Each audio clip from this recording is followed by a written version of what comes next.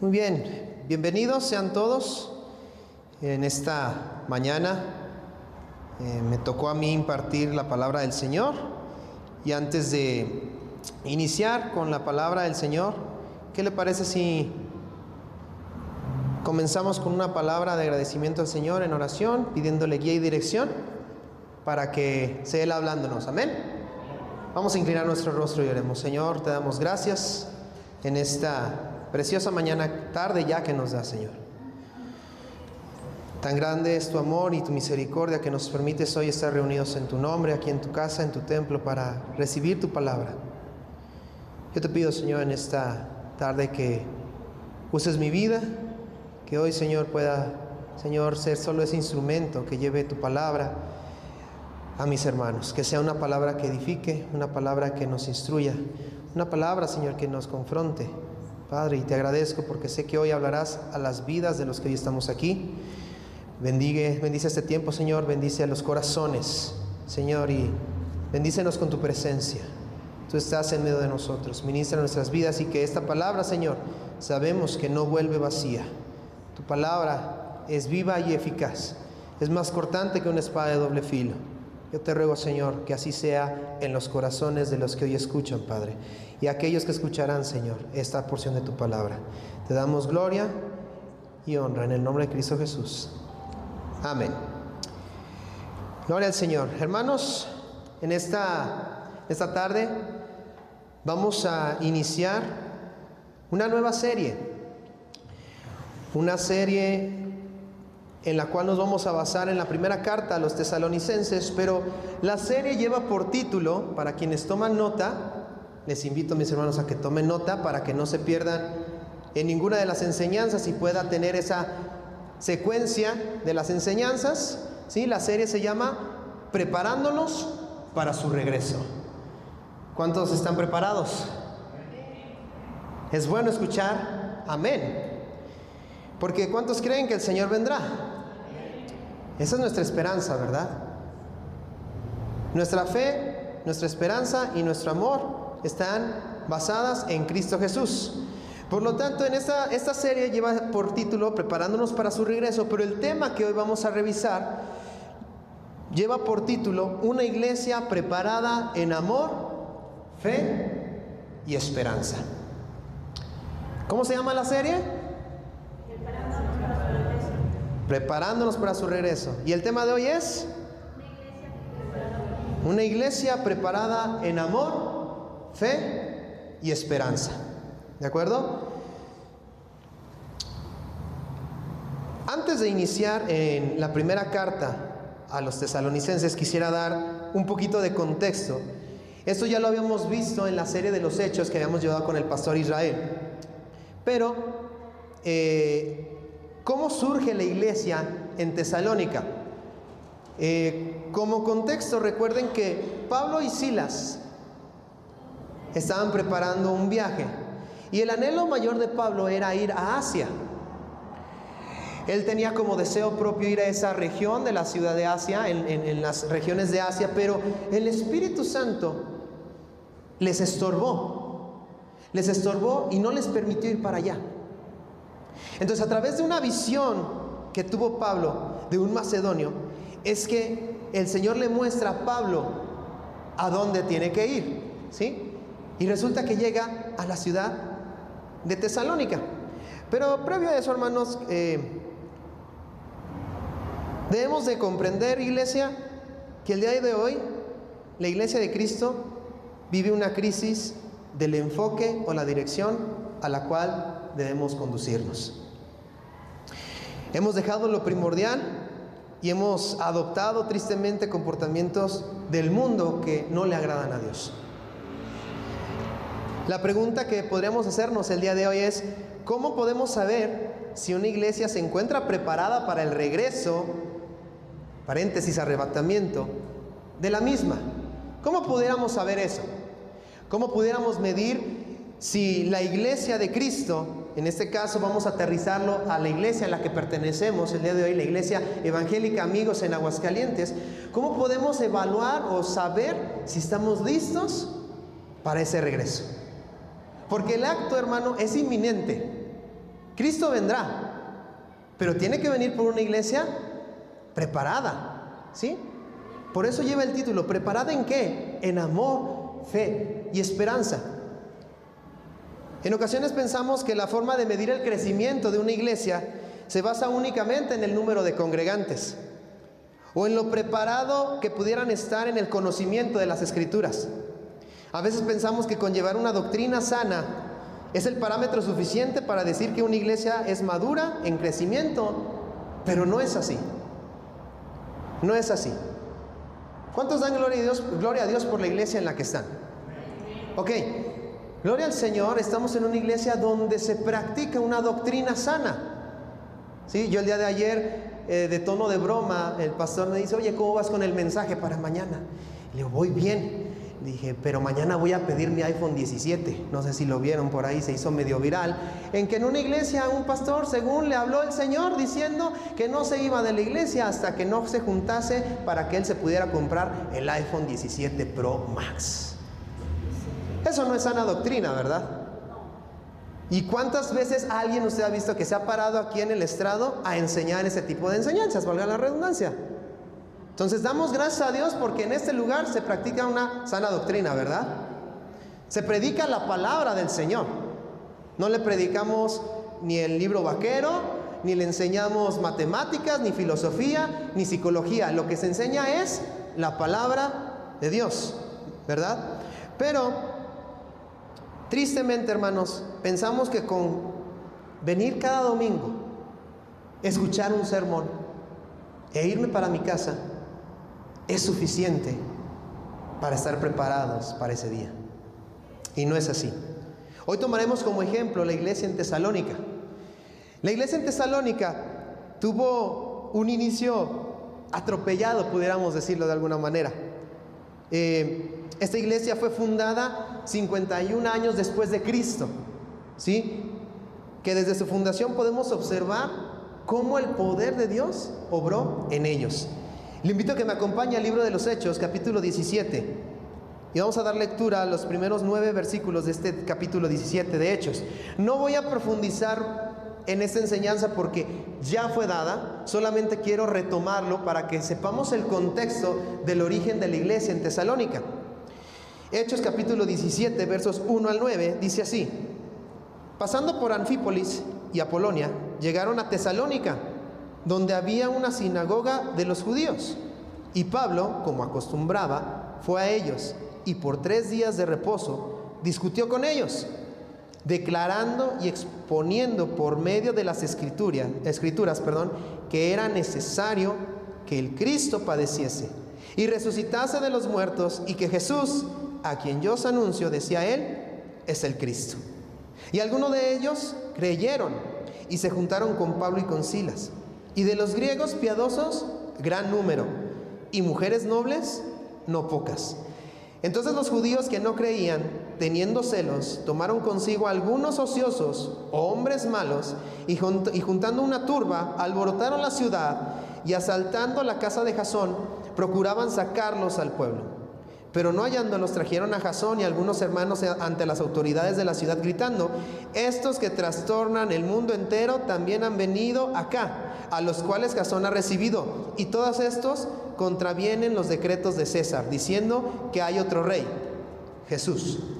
Y alborotaron al pueblo y a las autoridades de la ciudad, oyendo estas cosas, pero obteniendo fianza de Jasón y de los demás, los soltaron.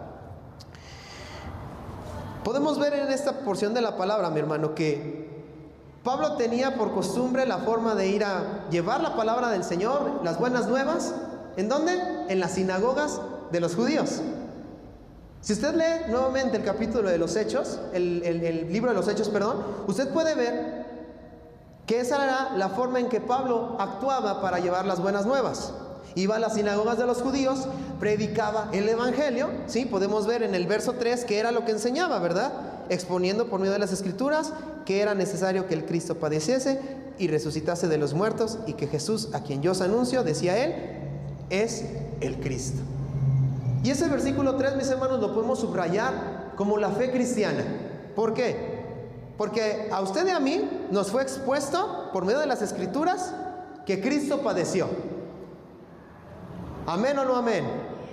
Ok, entonces Cristo padeció, pero no quedó ahí.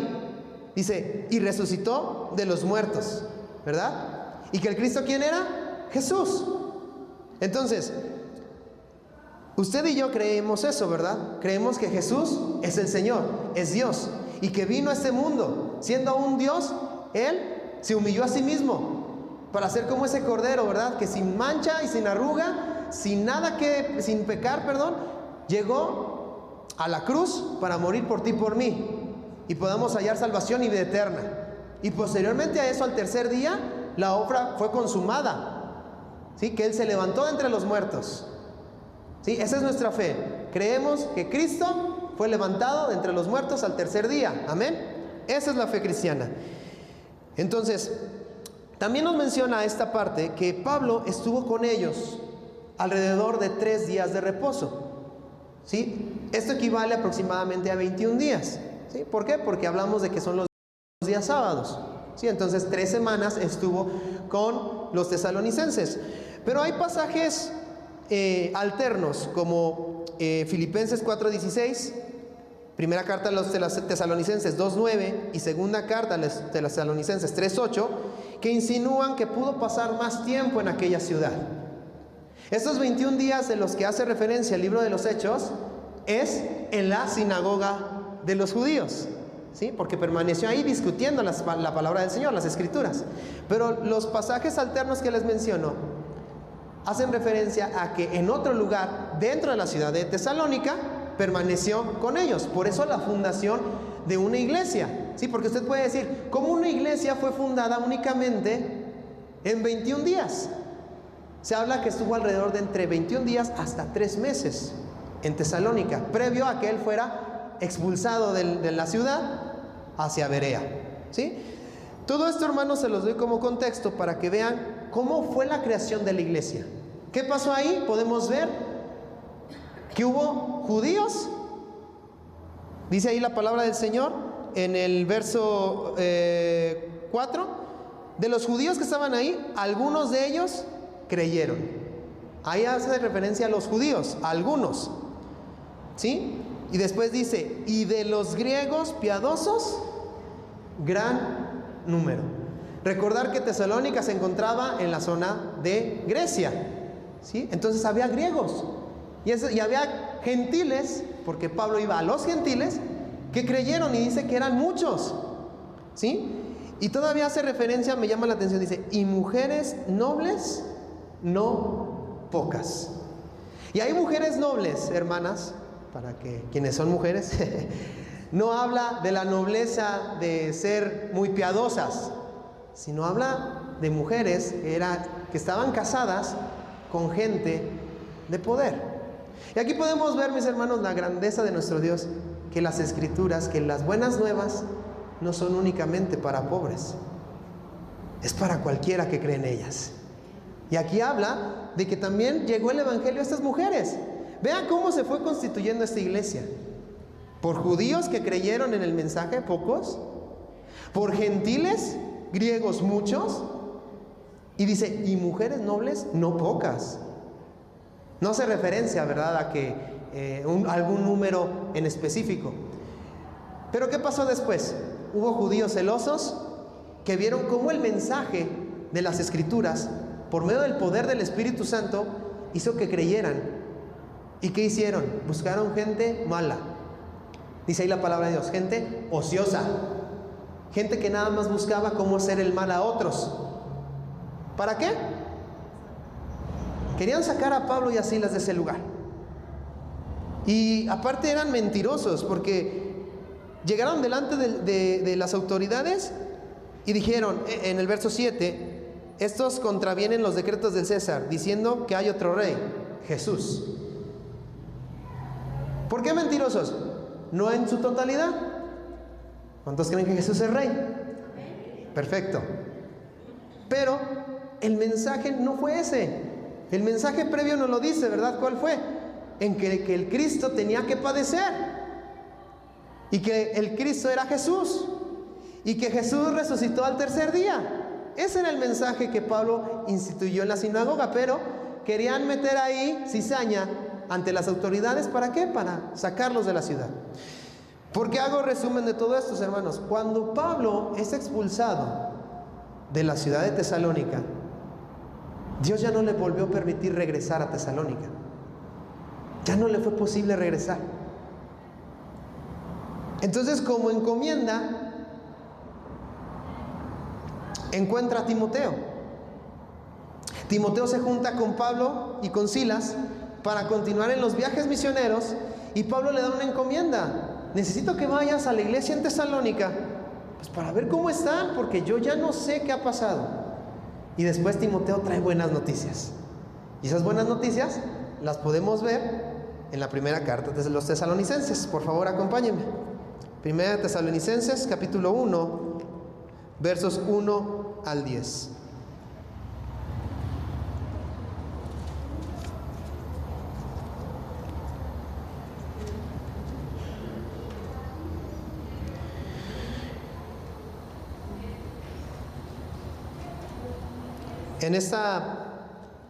En mi Biblia viene descrita que esta fue la primera epístola, fue la primera carta paulina, y fue dirigida a los de Tesalonicenses. Y hermanos, podemos anotar y podemos observar que la iglesia en Tesalónica es la iglesia modelo que hoy en día debiésemos imitar. Y vamos a comenzar dando lectura. Primera carta a los Tesalonicenses, capítulo 1, verso 1 al 10, y dice así: Pablo, Silvano y Timoteo, a la iglesia de los Tesalonicenses, en Dios Padre y en el Señor Jesucristo, gracia y paz sean a ustedes, a vosotros, de Dios nuestro Padre y del Señor Jesucristo. Damos siempre gracias a Dios por todos vosotros, haciendo memoria de vosotros en nuestras oraciones, acordándonos sin cesar delante del Dios y Padre nuestro de la obra de vuestra fe, del trabajo de vuestro amor y de vuestra constancia en la esperanza en nuestro Señor Jesucristo. Porque conocemos, hermanos amados de Dios, vuestra elección, pues nuestro evangelio no llegó a vosotros en palabra solamente, sino también en poder, en el Espíritu Santo y en plena certidumbre, como bien sabéis cuáles fuimos entre vosotros por amor de vosotros. Y vosotros vinisteis a ser imitadores de nosotros y del Señor, recibiendo la palabra en medio de gran tribulación, con gozo del Espíritu Santo, de tal manera que habéis sido ejemplo a todos los de Macedonia y de Acaya que han creído, porque partiendo de vosotros ha sido divulgada la palabra del Señor, no solo en Macedonia y Acaya, sino que también en todo lugar vuestra fe en Dios se ha extendido, de modo que nosotros no tenemos necesidad de hablar nada, porque ellos mismos cuentan de nosotros la manera en que nos recibisteis y cómo os convertisteis de los ídolos a Dios, para servir al Dios vivo y verdadero, y esperar de los cielos a su Hijo, al cual resucitó de los muertos, a Jesús, quien nos libra de la ira venidera. Qué hermoso saludo, ¿no? Simplemente están comenzando la carta a escribirla, ¿sí? Y podemos ver a los autores de la misma, ¿sí? Comienza el verso 1 diciendo: Pablo, Silvano y Timoteo. Si yo les pregunto, ¿quién fue Pablo? Creo que la mayoría de los que estamos aquí ya llevamos un tiempo caminando en el Señor, y creo que me pudieran dar ciertas respuestas de quién fue Pablo, ¿verdad? Pero Pablo fue un varón que, al atender el llamado del Señor, fue un varón que mostró siempre un gozo inagotable, un amor por las almas, una fe inquebrantable y una esperanza inquebrantable. ¿Por qué Pablo mostraba un gozo inagotable? ¿Recuerdan cuando fueron azotados él y Silas? Y después fueron encarcelados hasta lo más profundo, la cárcel más profunda, donde no había luz, donde fueron amarrados sus pies al cepo. ¿Qué fue lo primero que hicieron Pablo y Silas? Se quejaron, renegaron del Señor. ¿Qué fue lo primero que hicieron? Alabaron al Señor. En su mente, hágase ese cuadro. Ubíquese en un lugar más oscuro, más sucio, más húmedo. Viene de ser azotado, viene de ser golpeado por llevar las buenas nuevas. ¿Usted qué haría? ¿Alabar al Señor? A veces nos falta un peso para la renta y estamos renegando. A veces decimos no alcanza. A veces por el hecho de despertar tarde, temprano, renegamos. A veces por el hecho de caminar y decir, Señor, ¿por qué a mí? Creo que no se compara con la tribulación que Pablo y Silas atravesaron. Imagínense los que estaban alrededor de Pablo y Silas. De repente llegan, los encarcelan, azotados, y lo primero que escuchan a las celdas vecinas es: yo tengo gozo en mi alma, gozo en mi alma. ¿Qué dicen los demás, los vecinos? ¿Estos locos? Están en la cárcel y están alabando al Señor. Están adorando a su Dios. Pablo, a pesar de ser castigado, de ser azotado, nunca perdió el gozo. Y después sucedió el milagro esplendoroso y maravilloso en la cárcel, ¿verdad?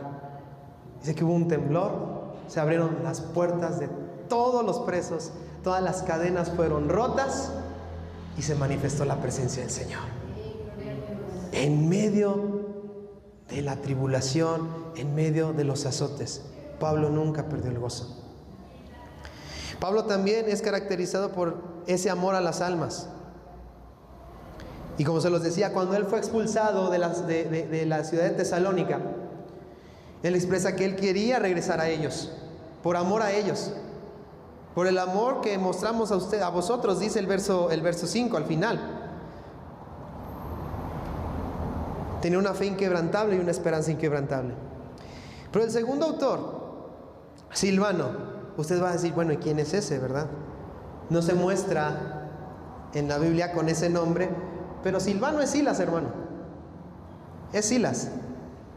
El por qué con esta connotación no lo sé. En mi caso, mi nombre es Ramón, pero ¿qué tal si en una carta yo le hubiera puesto, no, pues les habla el Moncho, ¿no? Como le conocemos la connotación cultural en nuestro país, ¿no? Que a los José se les dicen Pepe, Cuquita. ¿Sí me doy a entender? Pero Silvano es Silas, un fiel compañero de Pablo. Qué hermoso es saber que en las tribulaciones y las pruebas, hermanos, las podemos pasar acompañados y no solos. Tu hermano que está a tu izquierda, tu hermana que está a tu derecha, también pasa por pruebas y circunstancias difíciles, pero también podemos pasarla en conjunto, animándonos, exhortándonos, en amor, a pesar de lo que pudiera venir, a pesar de los azotes, a pesar de la prueba. Qué bueno es contar con esos Silvano, con ese Silas, ¿verdad? Con mi hermano que está a mi izquierda, mi hermana que está a la derecha. Es decir, podemos continuar a pesar de las tribulaciones, a pesar de las pruebas. Y también habla de Timoteo. Timoteo, un varón de buen testimonio, un varón joven, que desde su juventud dijo, heme aquí, que era producto del fruto de unas mujeres de Eunice, que su abuela era Eunice, y que, imagínense, su abuela le transmitió el evangelio a tal grado que permeó en él, y que Timoteo fue encomendado pastor posteriormente en la iglesia en Éfeso. Entonces, estos tres varones escriben. ¿Pero qué escriben? Dice Pablo, Silas y Timoteo a la iglesia. Y quiero que subraye esa palabra, iglesia. En nuestra cultura mexicana, cuando a usted le dicen iglesia, lo primero que se le viene a la mente, ¿qué es? Es una composición arquitectónica, ¿sí? Que si usted entra, puede ver ciertos murales, ciertas imágenes, ¿sí? En nuestra cultura. un edificio, un lugar. Pero aquí iglesia, hermanos, iglesia, que va dirigida, en este caso a la iglesia en Tesalónica, proviene de la palabra griega eclesia. ¿Y qué significa esto? La palabra iglesia significa los que son llamados a salir fuera. Qué curioso, ¿no? Qué curioso que el significado de iglesia, como lo comentaba en un inicio, lo hemos torcido tanto que pensamos que iglesia es yo vengo y me reúno y sí, salgo al mundo, pero no como iglesia, sino yo sigo mi vida y quizás no hacemos ya la diferencia que hacíamos en la religión tradicional, ¿sí? En que pues nomás los domingos y ya. Vengo a un lugar que le llamo iglesia y sigo con mi vida.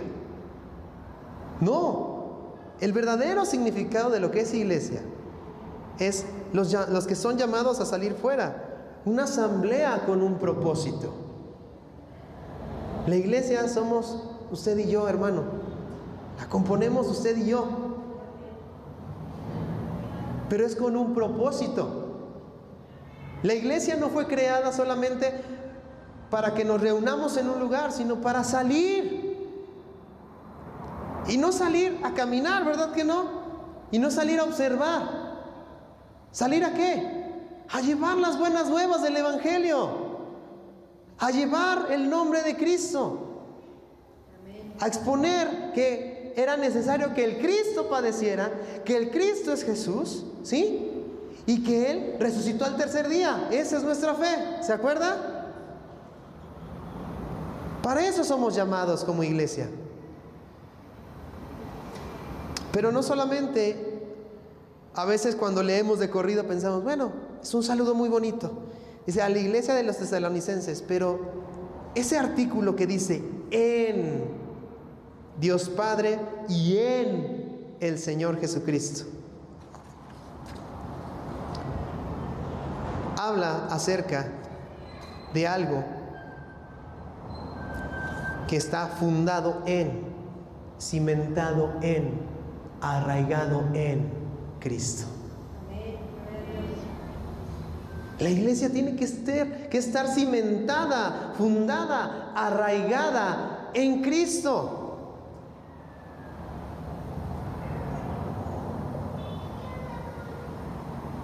No debemos de perder ese enfoque. Una iglesia que espera el regreso de Jesús, el regreso y la venida de nuestro Señor, tiene que estar arraigada en Él. Porque si no estamos arraigados en Cristo, estamos fuera de Cristo. Y por lo tanto, no vamos a estar preparados para ese día. Una de las preocupaciones de los de Tesalónica era esa. Su esperanza era que Cristo iba a volver. Pero ellos se preparaban. Y Pablo, Silas y Timoteo escribían eso. Decían, a la iglesia de los tesalonicenses en Dios Padre y en el Señor Jesucristo. ¿Y qué exponía? Gracia y paz. Y aquí vamos con un concepto básico en el cristianismo. ¿Qué es la gracia? Y a veces nada más nos quedamos con el concepto tradicional. No, la gracia es un regalo inmerecido. Es lo único que pensamos. Pero a veces confundimos la gracia con la misericordia. Y ahí le va un ejemplo bien claro. Usted va caminando por el centro de la ciudad y observa a su izquierda o a su derecha que hay una persona en necesidad, una persona en situación de calle, y esa persona le extiende su mano para que usted le dé una ayuda, y usted saca de su bolsa algo con que ayudarle. ¿Eso qué fue? Misericordia, ¿verdad? ¿Por qué? Porque usted no tiene la obligación de darle. Si de usted no nace, no pasa nada, ¿verdad? Porque no es su obligación. Pero en Cristo mostramos misericordia. De lo que tengo te doy, ¿sí? Entonces eso es misericordia. Pero la gracia, hermanos, la gracia se convierte cuando esa persona, la que tú ayudaste, un día anterior te blasfemó, un día anterior golpeó a tu esposa, un día anterior se burló de ti, un día anterior, ¿sí?, lastimó a tu familia, te lastimó a ti. te blasfemó, te injurió, y aún así tú le extiendes tu mano para ayudarle. Eso es gracia. Eso es gracia. Y a veces no entendemos que hemos abusado de la gracia del Señor. Pero gloria al Señor, tenemos un Dios de gracia y que vivimos bajo la gracia. Pero cuando usted y yo entendemos lo que verdaderamente es gracia, podemos vivir bajo la paz del Señor. Por eso Pablo, Silas y Timoteo dice: gracia y paz sean a ustedes. Y la paz, hermanos, no es la quietud en todo tiempo o el vivir sin problemas. No. La paz que ofrece nuestro Señor, ¿sí?, no es la ausencia de problemas o dificultades. Es la posibilidad de experimentar la paz con Dios.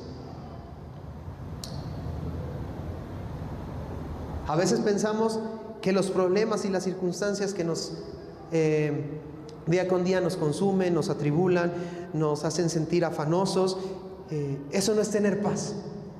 No, quizás en nuestra carne no. Pero mi paz y mi esperanza está en Cristo, que yo sé que Él tiene el control en sus manos.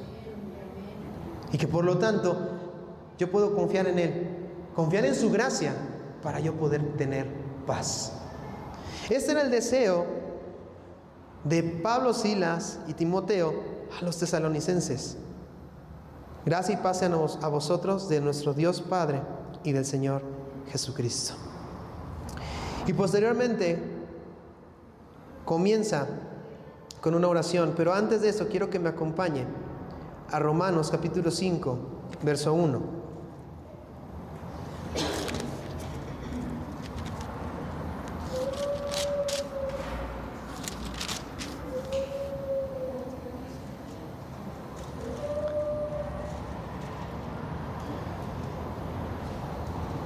Dice así la palabra del Señor: justificados pues, ¿por qué somos justificados? ¿Por medio de qué? Por la fe. ¿Y qué produce eso? Tenemos paz para con Dios. ¿Por medio de quién? De nuestro Señor Jesucristo. Ahora entendemos a cuál paz se refiere. No la paz que este mundo quiere enseñarnos o mostrarnos en medio de estos conflictos bélicos que hay ahorita en Medio Oriente. No, de esa paz no. Habla de una paz para con Dios. Esa es la paz que nosotros debemos de buscar siempre. Pero en el verso 2 nos muestra algo que yo espero usted y yo cada día podamos hacer. Dice el verso 2: damos siempre gracias a Dios por todos vosotros, haciendo memoria de vosotros en nuestras oraciones, acordándonos sin cesar delante del Dios y Padre nuestro, de la obra de vuestra fe, del trabajo de vuestro amor, de vuestra constancia en la esperanza en nuestro Señor Jesucristo. Pablo no está siendo egoísta. Primeramente dice: damos. ¿A quién está incluyendo en esa oración? A Silas y a Timoteo, ¿verdad? Habla de que en conjunto se ponían a orar, hermanos. Y yo espero esto me lo tome como una llamada de atención en el amor de Cristo. Cada mes que se convoca la oración, hay ausencia en la iglesia. Una iglesia que quiere estar preparada para el regreso del Señor es una iglesia que se caracteriza porque ora en unión. Pablo, Silas y Timoteo dice: damos siempre gracias a Dios por todos ustedes. Y aquí la pregunta es: ¿cuándo fue la última vez que diste gracias a Dios por tu iglesia? Por tus líderes, por tus hermanos. Buen ejemplo está dando Pablo, ¿verdad? Damos, y no dice damos gracias cada vez que me acuerdo, todos los lunes nada más. Dice, no, dice damos siempre gracias a Dios por todos ustedes. No está haciendo acepción. No está diciendo, yo solamente estoy orando por el pastor, yo solamente estoy orando por el ujier, yo solamente estoy orando por las maestras. Dice, no, damos gracias a Dios por todos ustedes, haciendo memoria de ustedes en nuestras oraciones. Iglesia, es tiempo de unirnos en oración. ¿La iglesia tiene necesidad? Voltea a su alrededor y saque sus conclusiones. ¿La iglesia tiene necesidad? Sí, muchas. Pero no nos hemos dado el tiempo para orar por ellas en conjunto. Yo no dudo que usted pueda tener sus tiempos de oración en su casa, individual, con su familia, pero es necesario que como iglesia nos unamos en oración. Dice, haciendo memoria de ustedes en nuestras oraciones. ¿Usted ora por sus pastores? Va a decir amén. ¿Pero ora por el de su izquierda o por el de su derecha? ¿Ora por las maestras? ¿Ora por los niños de la iglesia? ¿Ora por los jóvenes? Tenemos que aprender en la iglesia que el Señor hoy está hablándonos, pero es de nosotros atender el llamado. Amén. No se ponga serio, así es la palabra del Señor, confronta, pero la palabra del Señor habla a tiempo y a destiempo. Amén. Y quiero basarme, porque el título del mensaje es este, en el versículo 3. Dice, acordándonos sin cesar delante del Dios y Padre nuestro. Y subraye la primera acción de la iglesia en Tesalónica, de la obra de vuestra fe.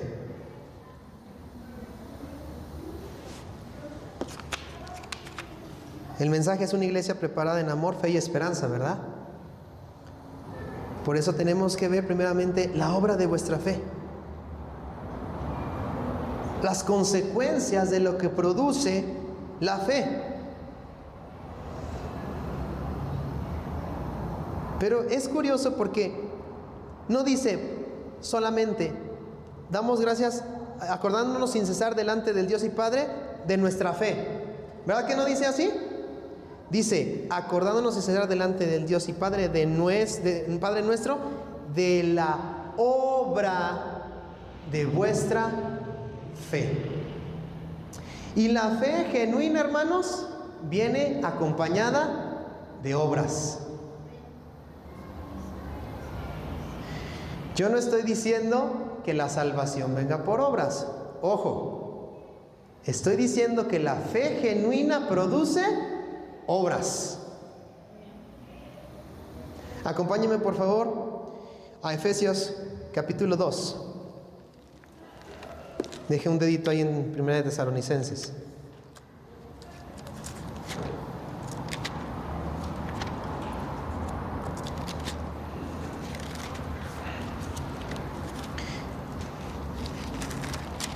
Efesios capítulo 2, versos del 8 al 10, dice así la palabra del Señor. Porque por gracia, ¿qué? Sois salvos. Pausa ahí. ¿Por qué somos salvos? Por gracia. Ojo, iglesia, no vayan a torcer la enseñanza. Porque por gracia sois salvos. ¿Por medio de qué? De la fe. En el inicio del mensaje veíamos cuál era nuestra fe, ¿verdad? La gracia del Señor es mostrada a nosotros y nosotros creímos, ¿verdad? Creemos en nuestro Señor Jesucristo. Nos arrepentimos de nuestros pecados, no volvemos más allá, somos salvos por Cristo Jesús, por medio de la redención de la salvación de los pecados, por medio de la sangre, por medio de la resurrección de Cristo. Esa es nuestra fe, por medio de la fe, ¿sí? Y esto no de vosotros, pues es don de Dios. ¿De quién proviene la gracia y la fe? De Dios. Verso 9, subráyelo. No por obras, para que nadie se gloríe. Y a veces pensamos que hasta ahí viene la enseñanza. Yo creí en el Señor Jesús y yo me voy a ver muy bonito aquí sentado en la iglesia con mi Biblia todos los domingos. No. Verso 10. Porque somos hechuras suyas, creados en Cristo. ¿Para qué? Para buenas obras, las cuales Dios preparó de antemano para que anduviésemos en ellas. La iglesia en Tesalónica se caracterizaba por tener obras por medio de la fe. La fe genuina produce obras. Entonces nosotros tenemos que creer que nuestro llamado, nuestra salvación, no es solamente una oración, ¿verdad? En la que te guiaron y te dijeron, arrepiéntete de tus pecados y dile: Señor, entra a mi vida, creo en ti y soy salvo. Qué bueno que lo hayas confesado, pero nuestra fe debe producir obras, ¿sí? Vemos la segunda característica del capítulo 1, verso 3. Dice: y del trabajo de vuestro amor. Subraya ahí la palabra trabajo.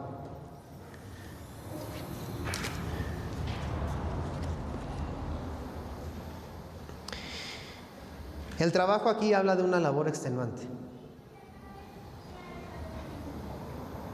motivado primeramente por el amor a Dios y también hacia los hermanos, la disposición para ver el bien de los demás. El amor que Jesús mostró en la cruz no fue egoísta, no fue selectivo, fue entero, fue total. No miró condición. Y a veces como iglesia, ¿cómo nos cuesta? Nos cuesta el ver por los demás. Señor, pero es que yo siempre hago y yo no veo que los demás hagan. ¿Cómo podemos nosotros reclamar algo así cuando el Señor se entregó en totalidad? Si el Señor se hubiera fijado en lo que somos o en lo que íbamos a hacer, no iba a la cruz, hermanos. Si condicionaba ese amor, no iba a la cruz. Y a veces nosotros creemos ser merecedores de lo que sea por el hecho de hacer obras y decir: yo hice esto, entonces por lo tanto me corresponde algo. El amor ágape es incondicional. No es buscando lo propio. El amor genuino que Dios nos muestra es para los demás.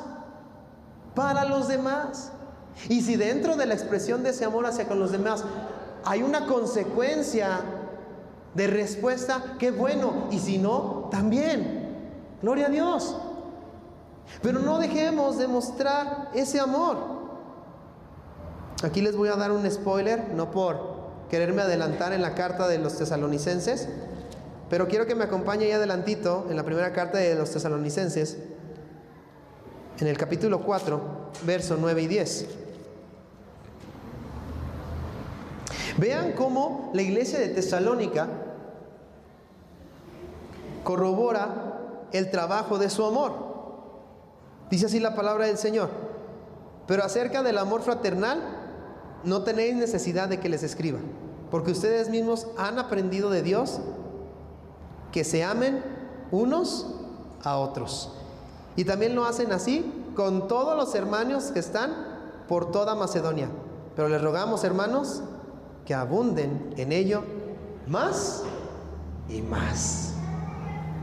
¿Usted ya muestra amor?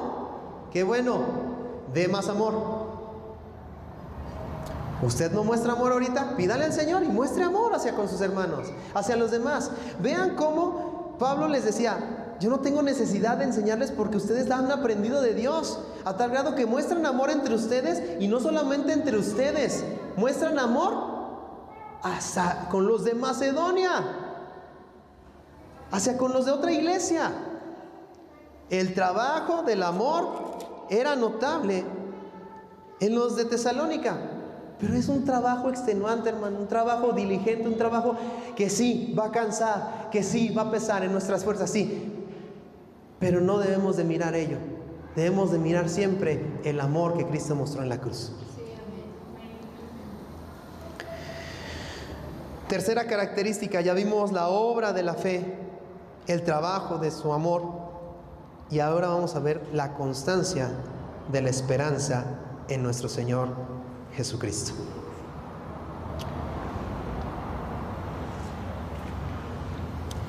Debemos de asentar bien esto, hermanos. La fe en nosotros es que Cristo murió en la cruz y le resucitó de entre los muertos. Amén. Pero nuestra esperanza, ¿cuál es? ¿Cuál es nuestra esperanza? En que Cristo regresará por su iglesia. Esa es nuestra esperanza. Si no, es en vano nuestra fe. Nuestra esperanza es que ese día llegará. Y esa era la misma esperanza a la que Pablo describe de los tesalonicenses.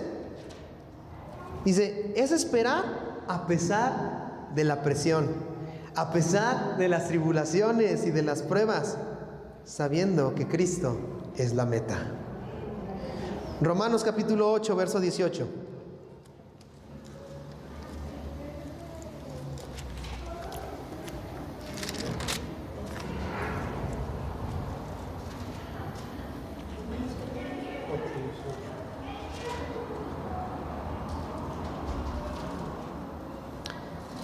Me encanta cómo la palabra del Señor nos habla y creo que esta palabra en estos tiempos nos debe de alentar. Dice, pues tengo por cierto que las aflicciones del tiempo presente no son comparables con la gloria venidera que en nosotros ha de manifestarse. ¿Cuántos dicen amén? Las pruebas que tú y yo, las tribulaciones que tú y yo estamos pasando, mi hermano, no son comparables con la gloria que ha de manifestarse. Es triste ver, mis hermanos, cómo vivimos en una comodidad en el lado occidental, en la que nosotros podemos profesar con libertad en estos tiempos la palabra del Señor. Yo no veo aquí un policía parado en la puerta amenazándonos con que si dejamos de hablar la palabra del Señor nos van a meter a la cárcel como Pablo y Silas. ¿O usted lo ve? Rosaura no es policía, es ujier. Quiero que tengamos presente eso, hermanos. En otras regiones del mundo hay persecución, hay muerte por pregonar la palabra del Señor. Y a veces no podemos comparar el que nuestros hermanos en otras partes del mundo están atribulados por saber si el día de mañana van a estar vivos o muertos. Pero nosotros que tenemos al alcance la palabra, que nosotros tenemos al alcance el podernos reunir y todo, no lo valoramos y lo tomamos como algo cotidiano, como algo normal. Otra vez domingo, otra vez la iglesia, otra vez jueves, otra vez oración. Hoy sí voy, mañana no pasa nada.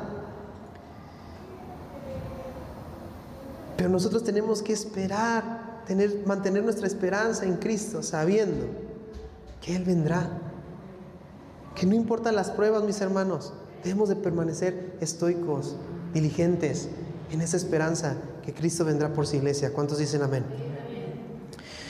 Continuemos dando lectura del versículo 4 al 8. Dice así: porque conocemos, hermanos amados de Dios, vuestra elección.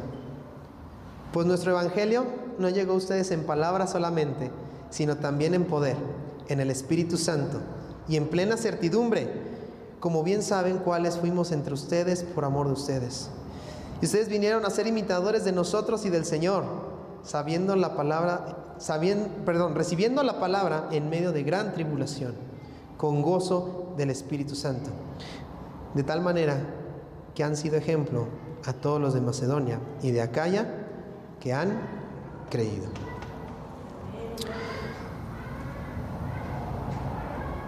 Me llama la atención cómo el poder por medio del Espíritu Santo, Pablo rectifica de ese poder en la iglesia de Tesalónica, confirmando que el evangelio, la palabra, No fue solamente eso, no solamente fue en palabra. No fue alguien que llegó y le dijo, Cristo te ama, y ya. No fue alguien que llegó y ten un volante. Yo no estoy diciendo que sea malo, pero cuando nosotros exponemos la verdadera palabra, el verdadero evangelio, y nos preparamos en oración, el Espíritu Santo tiene que obrar en poder en el evangelio. Tenemos que creer en ese poder que solamente el Espíritu Santo puede redarguir los corazones de aquellos que no le conocen. No solamente fue de palabra. Y que este evangelio, llevado por Pablo, por Silas y por Timoteo a los de Tesalónica, fue llevado a ellos por amor. Yo no sé quién te habló a ti. Yo no sé quién te presentó el evangelio. Pero esa persona lo hizo por amor a Cristo primeramente y por amor a ti. Para que conocieras la verdad. Esa verdad que te liberta. Esa verdad que rompe cadenas. Que es Cristo Jesús. Y después vemos cómo Pablo en el versículo 6 puede jactarse. Y digo jactarse no porque él quisiera ponerse como primero. ¿Sí? Dice en el verso 6, y vosotros vinieron a ser imitadores de nosotros. Y tú puedes decir, caray, pues qué egoísta Pablo, ¿no? Que decía que Pablo, Silas y Timoteo tenían que imitarlos, ¿no? Los tesalonicenses tenían que imitarlos a ellos tres. Yo no lo veo así, yo lo veo como algo que podemos observar en lo terrenal. ¿Sí? Porque después dice que también fueron imitadores ¿de quién? Del Señor. Fueron imitadores de nosotros y del Señor. Aquí habla, hermanos, de que la palabra de Dios no solamente tiene que ser de conocimiento, sino de hecho. Pablo, Silas y Timoteo mostraban un testimonio de tal forma que podían decir, sean imitadores de nosotros. ¿Usted puede decir hoy en día eso? Imítame, porque en mí puedes ver a Cristo. ¡Qué dura palabra! ¡Qué dura palabra! ¿Somos reflejo de Cristo? ¿En verdad somos ese reflejo de Cristo? Por eso Pablo podría jactarse, porque Pablo vivía con ese temor y temblor y esa santidad en el cual podía decir, y ustedes fueron a ser imitadores de nosotros. Y no hablaba solamente de mí, de Pablo, no, sino de Timoteo, de Silas y de mí, quienes están escribiendo la carta a los tesalonicenses. ¿Por qué? Fueron imitadores también del Señor.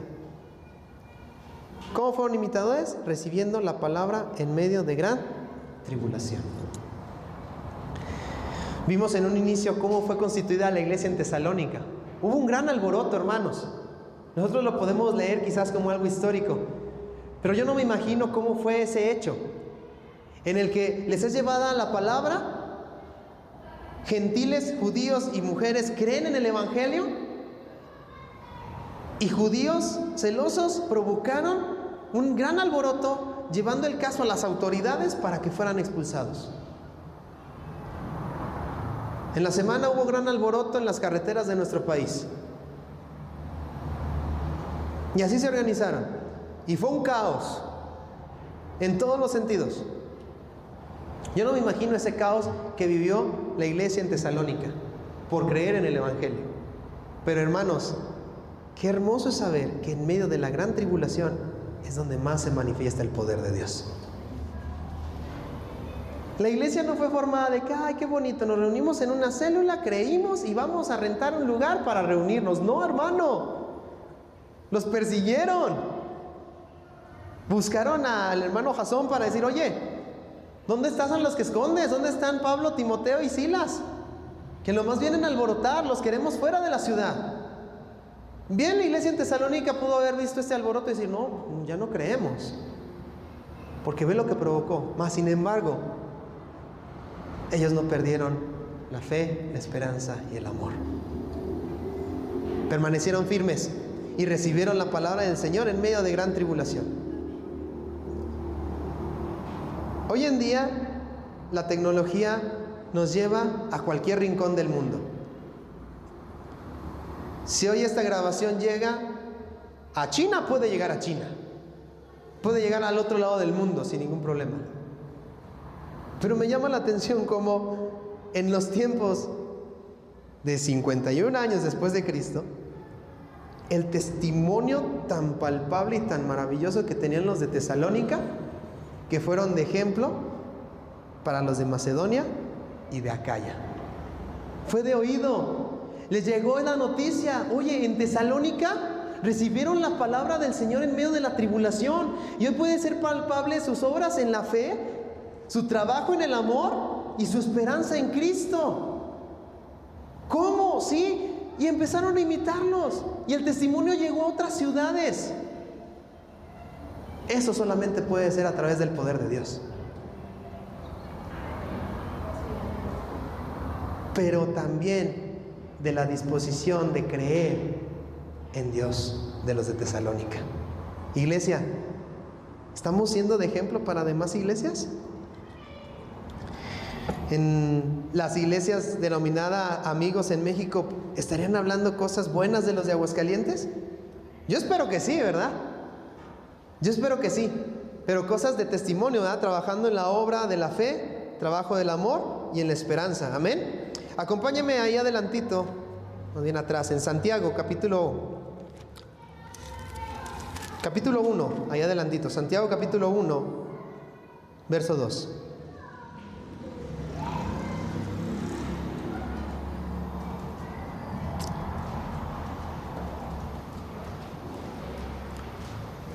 Dice así la palabra del Señor: hermanos míos, tened por sumo gozo cuando os halléis en diversas pruebas, sabiendo que la prueba de vuestra fe produce paciencia. Mas tenga la paciencia su obra completa, para que sean perfectos y cabales, sin que os falte cosa alguna. Hermano, en el camino del Señor va a haber prueba, va a haber gran tribulación, pero nuestra esperanza está en Jesús, ¿verdad? Cantábamos: Jesús, mi esperanza fiel. Vamos a la parte final.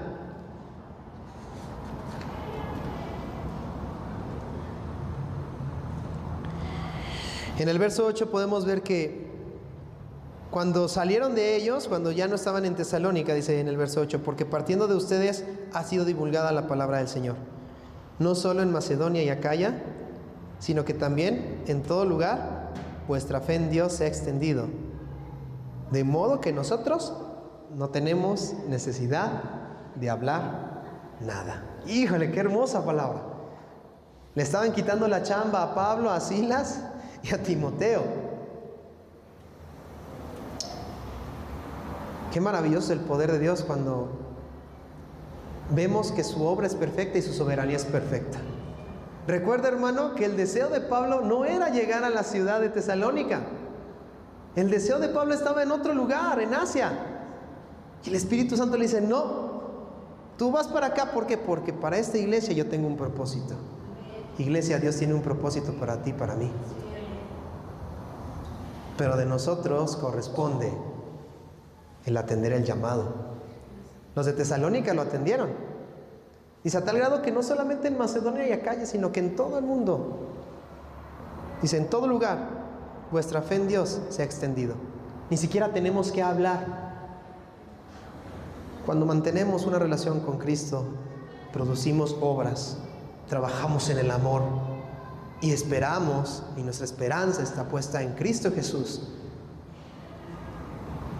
Y hacemos nuestra obra, nuestro trabajo, hermanos.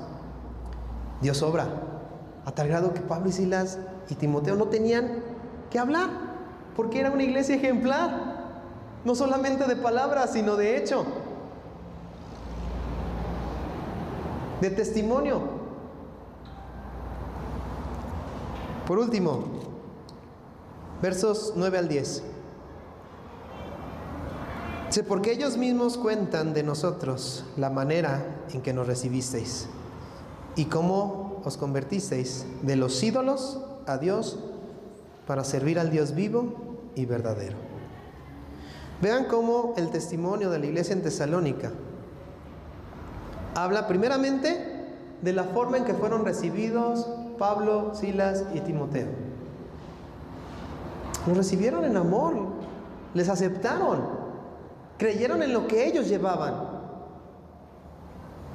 Y es hermoso ver cómo dice, y cómo se convirtieron de los ídolos a Dios. ¿Les suena familiar? Hoy día, 2 de noviembre del 2025. Es triste ver cómo la gente está arraigada a tradiciones idólatras. Pero ¿sabe qué es lo triste, hermanos? Que quizás dentro de la iglesia también hay idolatría. Y recuerde que la idolatría no es como nos la pintaban en la religión tradicional. No es que yo tenga un monito, una imagen solamente. Todo aquello que ocupa el lugar de Dios en tu vida es idolatría. Dios tiene que ocupar el primer lugar en tu vida.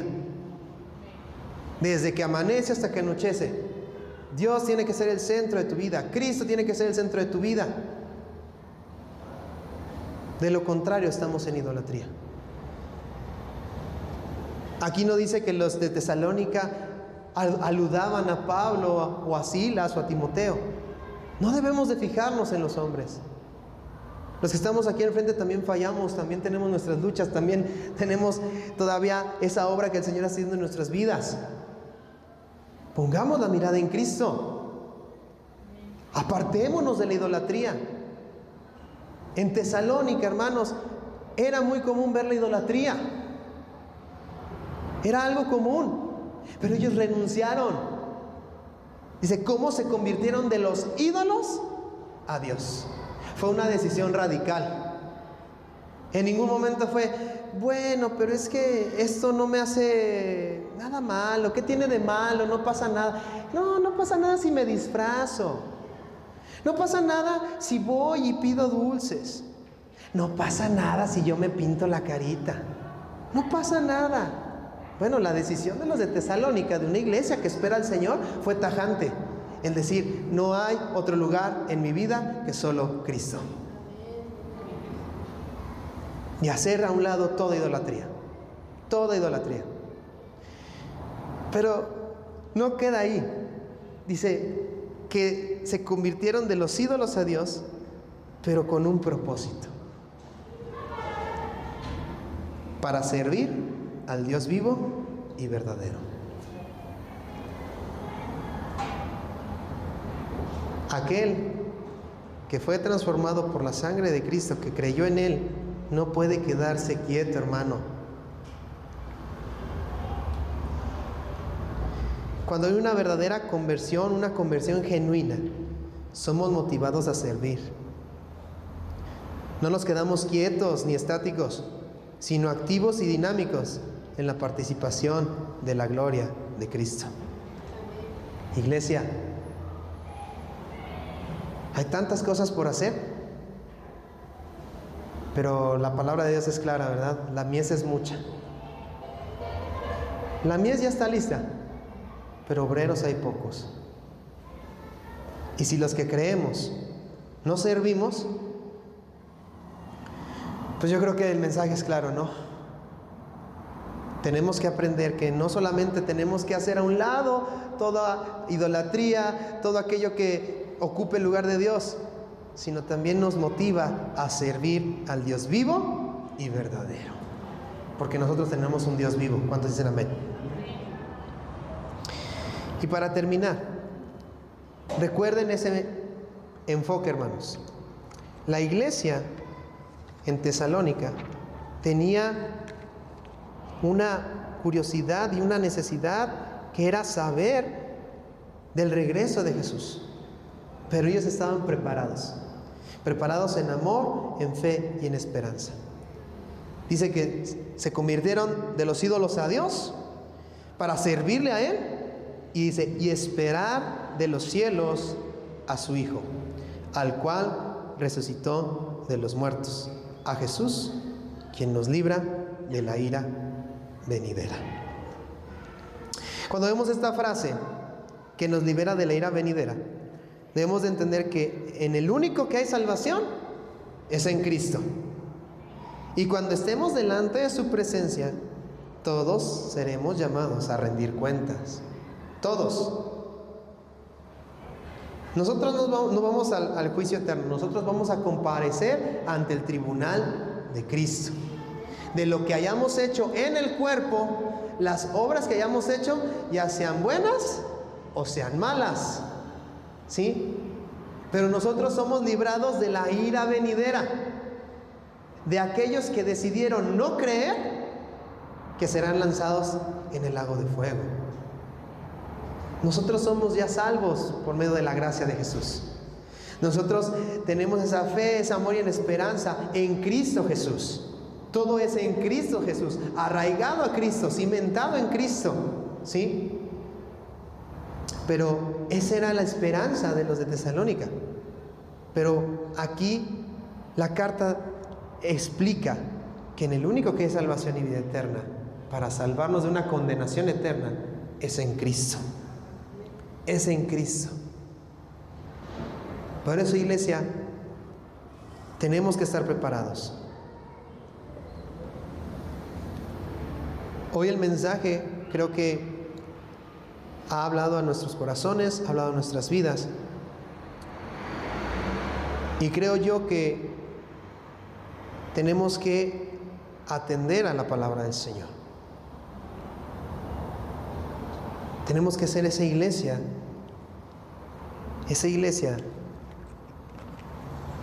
preparada en amor, en fe y en esperanza.